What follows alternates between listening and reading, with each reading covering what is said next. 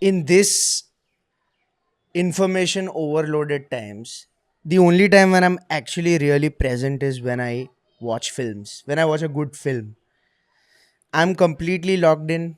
I'm watching the frame, I'm reading the frame, I'm enjoying it. And I think that's the only time I get to be present. What do you have to say about it? I think I grew up around a lot of films, filmmakers, animation, and એવું બધું. So there were a lot of places to be myself fully and present. I've I've watching rigorously films in the last 4 5 years, because there used to be times I used to watch 4 films a day and then maybe write about it, and that became like sort of opposite. Like I was more keen into watching the film rather than making it. So I got lost into that whole watching. So for me, like, it's interesting because it became the opposite for a while. But then I rediscovered films recently, recent few years back, starting with my favorite film that you recommended, Perfect Days. After that, I was like, damn, why there are good films? Watch it mindfully rather than watch one film mindfully a week Yes, rather than 4 garbage films a day. absolutely. That's how I take it now. And you had something to Yeah. I say think about this, no? yeah, I think it's a big problem. Like तूने ये नहीं देखा तूने वो नहीं देखा how have you not watched this film? And I've spoken about this, that people make it like a medal, that okay, if I have watched so many films, right, and I have completed so many films. My whole point is, whatever you are watching, are you watching it with your full attention? Are you giving it your 100%? Right, there are so many films which I rewatch and I'm like, oh, I didn't even realize what was being said here. So I have a little bit of problem with people, just like they, like, in consuming art also. Now there is some elitism, that okay, I have watched these many films, my taste is more superior than that. I'm like, even if you watch Singis King, do, do you do you understand everything that is being done there, right? And that is only possible when you are watching it being 100% present and being honest with yourself. Right, and that's something which I have learned while watching movies, that okay, if you my whole journey in last couple of years has been, I am being very true to my emotion. When I'm sitting there, if I'm not enjoying a film, recently I walked out of a film. I would never walk out of a film ever, Which but recently I was watching this Shahid Kapoor's film O Romeo, and Vishal Bhardwaj directorial. damn And it, represent. yeah, and at some point I was so bored I had to get out of the theater. And that's because I'm being honest to whatever I feel at that point of time. Love Shahid Kapoor, by the way. Yeah, I He's good. think he's a Heather fantastic was one of the best. Heather was is one of the best. I think he's a fantastic dancer. He's a very improved actor, but yeah, O Romeo didn't do for me. But yeah, the whole point is that I used to be okay. I'll tell you something. My journey has been like, I used to watch the most mainstream films ever. Then someone introduced me to IMDb's top 250, and then I tried. Yeah, I tried being the film bro, trying to watch every popular mainstream film, and then going Dark to, Knight Rises, ne wo yeah, બધું ને yeah, and then going and watching Shawshank Redemption, Shawshank Redemption, Redemption. Dark Knight, 12 Angry Men, all those, popular films. And I don't think it's a bad exercise, but I just used to finish one film after another, and Exactly.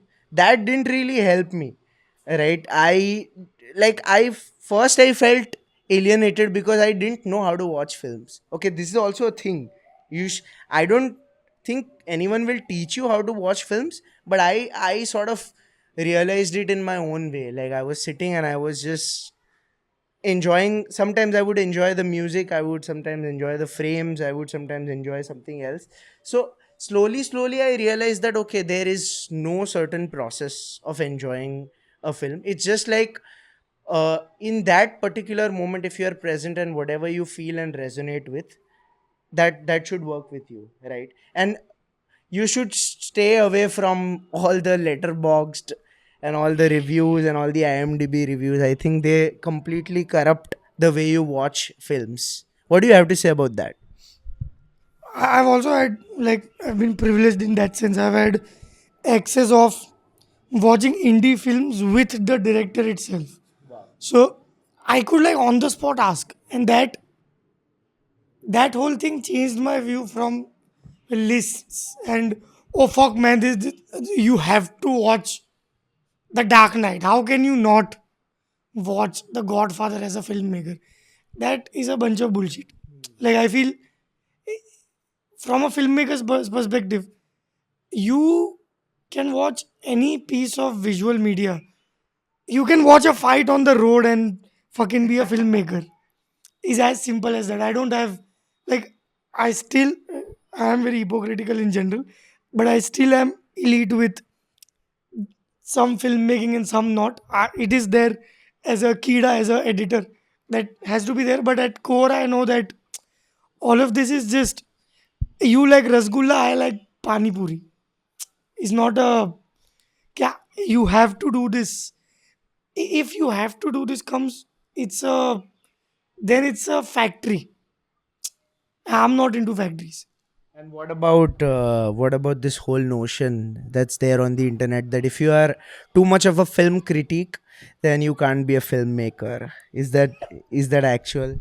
Fuck no. I feel like, eh, all of this, it's, people hate film critics because they're, people hate critics in general because they're usually very harsh, and I personally am a critic hater. The recently what I've learned is, a critic is not someone who brings pessimism. A critic is someone who observes with detail. At least the good ones, I would say. Yeah, the people who are actually critiquing, they would never critique on the basis of that this is trash. They would analyze it fully, and they would, like, I would say, they are more of film appreciators than film critics. There are negative reviewers also, but a good critic would always start with the positives and then go to, like, it would understand both the areas. Like, if I were to be a critic, I would be one of the worst critics of all time, because I would straight up say that this is garbage, and which is, I don't think, which is fair, because that filmmaker has come from his context. Even if it's a shit film for me, it's not a shit film for him, because for him that context works. So whenever someone asks me that is this a good drawing, I am always like, did you make this as an expression, or did you make it to show it to me? Samjho? Like, so if it's the first answer, then I would be like, in that context, it's fucking amazing. If it's the second answer, then I would say that this is nice, but I would like it this way, or have my opinion, because I don't think I have the right to, like, call a film. I do have the right in some ways that it's getting to me and I'm getting to watch, but I don't have the right to fully call it trash unless it's a film like Durandar. Okay, I have something to say here. I feel people's taste of watching films is now getting outsourced to algorithms, like the Netflix algorithm, the kind of recommendations that you see on Instagram, right? And a lot of people are now manufacturing that. In this whole process, how does one rely on the right kind of curation? Like, part reason why I started cine curation was that, okay, I can give you something which will be crazy, like you wouldn't find it, on the Anyway, mainstream internet, right? You'll have to dig in a little bit, right? And that was the whole thought behind cine curation. But yeah, what are some of the interesting creative ways of finding cool stuff which you would not find easily? I feel traveling is one of the biggest, because there's a cheat code to be an artist, by the way. If you're a filmmaker, if you're a painter, do something completely opposite to that. Uh, in my theater practice, the guy used to tell me, go sit at a fucking bus stand for 2 hours. So observe what the fuck is happening in Andheri. Mumbai is full of magic. Yeah, Also, colorful, yeah, extremely colorful. there's what someone is hitting here, someone is peeing there. It's always so. I would say to find good media, to find good anything, go consciously go out of your bubble.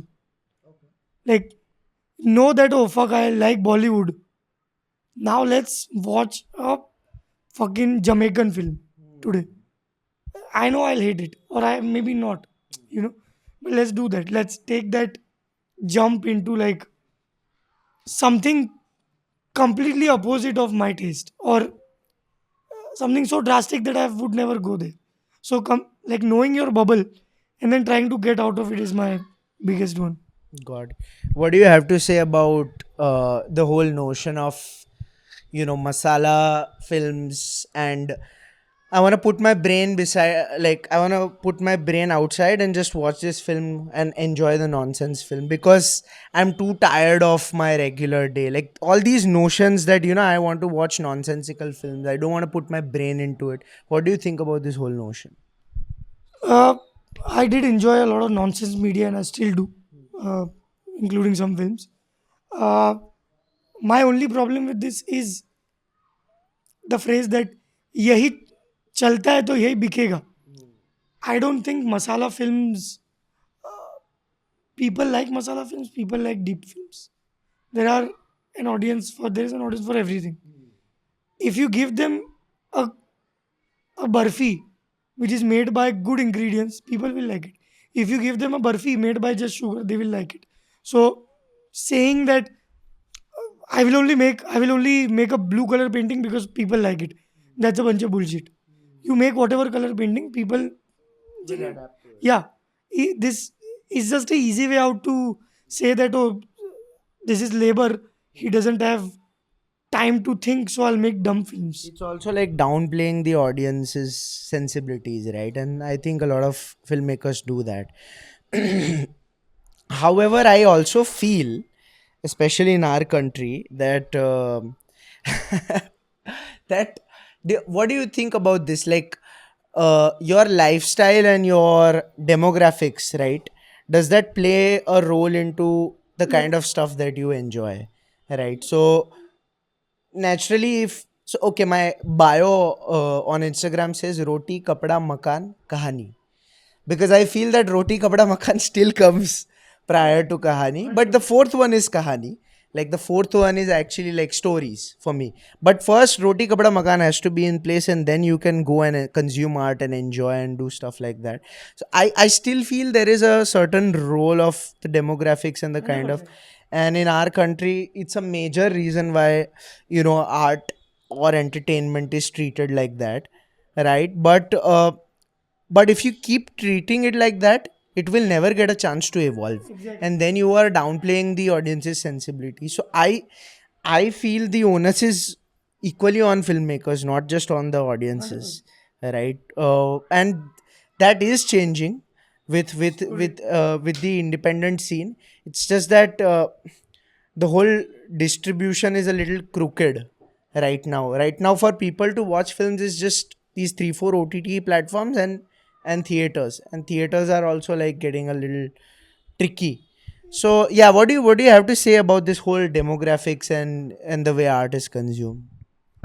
Mm, okay, okay. Perfect timing. The rap scene, the hip hop scene of Ahmedabad. Snappy Kal, as a rapper, as a hip hop artist, a conscious rapper, he is the proof that people love to listen to art. He makes it for everyone. Still, he's artistic. Samjho? Like the whole EP that he produced. It's not easy to digest. But the fact he produced Moon Mar Bapa, Bars. that was it was a hit. That whole thing. You might say, yeah, this is a layman's lover song. I also love it. But it's authentic. It's Yeah, extremely yeah. authentic. And when you listen to his whole EP, it's full of poems and poetry. So it questions directly to the system of rap will only work when you rap about a certain thing. Fuck no. Nothing like that exists. The more you play around, the more your truest self, the easier it is for the other person to consume, because somewhere your truest self is also a truest human, comes from a human feeling. So there will be some other human who would connect to that feeling. So yes, demographic does play a role, but yes, demographic is also, Overrated. yeah, I guess it's overrated. It's yeah, like you don't have to think about it when you produce shit, yeah, right? You just have to just be true and authentic to your story. 100%. Unless you are producing a propaganda or you want votes and shit like that, it's a different conversation altogether. But the fact that Snappy's music works is the sign of that people digest art even in that demographic, is as simple as that. That whole freedom fighting thing, you get it? Yeah, it's like punching above your weight and Yeah. actually. Yeah. Uh, there's couple of more things that I want to talk about. One is the whole movie watching experience. I think it's got really weird. Like either you go to a theater, that's the only way you are sort of locked in, or when you are watching something at your home, like you're generally too distracted, I think. And that's the thing about like movie watching experience. You spoke about Perfect Days. I think Perfect Days is one of the rare films that I enjoyed more in my personal space. Right. Generally, like you would say that okay, if it's a good film, you would want to enjoy it in the bigger screen. But Perfect Days is exactly opposite of that. I felt that watching it on a laptop, watching it on my own small screen, was a better experience for me because the film was so. It was odd. It a lot was about the audio in that. It was a sound, right? So just me putting on my earphones in my blanket, just watching it in a personal cozy space. So I feel like the watching experience also plays a big role. How do you generally watch your films? In last 4 years, you have not been watching, but like whenever you watch, how do you watch it, and what are some rituals or the kind of things that you have around watching a film? I watch it with a very good friend. It's fun to watch with people. I rewatch a lot of stuff. It might be bad by some people, but I love rewatching. Like, okay, I do have a lot of favorites which can be considered elitist, but I fucking love Kung Fu Panda. And I fucking rewatch that shit again, and every time I get something new. It gives me a pump of some kind. It's just too good. And I watch it with a friend. And when I'm watching a film which is new, and I've recently watched this film with my girlfriend, Capricorn. I think that's the name. Very fucking sad film, but it's a very beautiful film. And to watch it with her is a blessing, because she's also an avid movie watcher and she loves watching emotional stuff too, like me. So to watch it with people who get it is one, and then making a specific time for it. Like then you can like the whole day. Oh, now we'll watch a film. No, later. Yeah. Creating that hype around. Okay, 11 o'clock is the movie night. Yeah. You know that. Yeah. I think community plays a big role, and it's nice to just see like a lot of movie enthusiasts are now finding their spaces. Like there are small communities where there are retrospective screenings and Yeah. stuff like that and Even discussions. I want to start that in Ahmedabad. By the way. Let's do it. Let's do it. Cine Curation X Abandu. Yes, that's gonna be a thing for sure because I feel uh, community watching, especially with people of your wavelength, enhances the whole experience. You will end up noticing the things or like realizing things that you would never on your own if you are 100%. watching on your own, right? And that culture needs to grow quite a lot. right? We'll as a, I think the more we'll have that, the more we'll evolve as an audience in our country. Any films that you want to talk about? Any interesting frames, scenes, anything that you recently watched that blew your mind? Um, I like Doom 3. No, uh, Doom, Doom 2 was interesting. It has Krish, no, it has Krish in it. Uh, Krish, Hrithik Roshan. there's this film, it always comes to my brain. It's by the directors of, Everywhere all at once. yeah, Swiss Army Men. Yes. It's the only film, and they quote this. In the starting part, you will laugh. In the end part, you will cry. It's the only film that is made like that. It's a alien kind of a film. It's too good on its. I don't know. It is. It does world building to an extent where I'm into. I'm big into world building, so they do it very right. I want to ask you a question.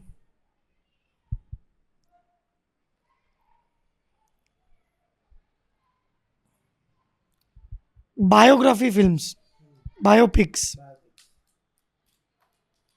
Should what do you think? Like 8 Mile is a film. I really like that film.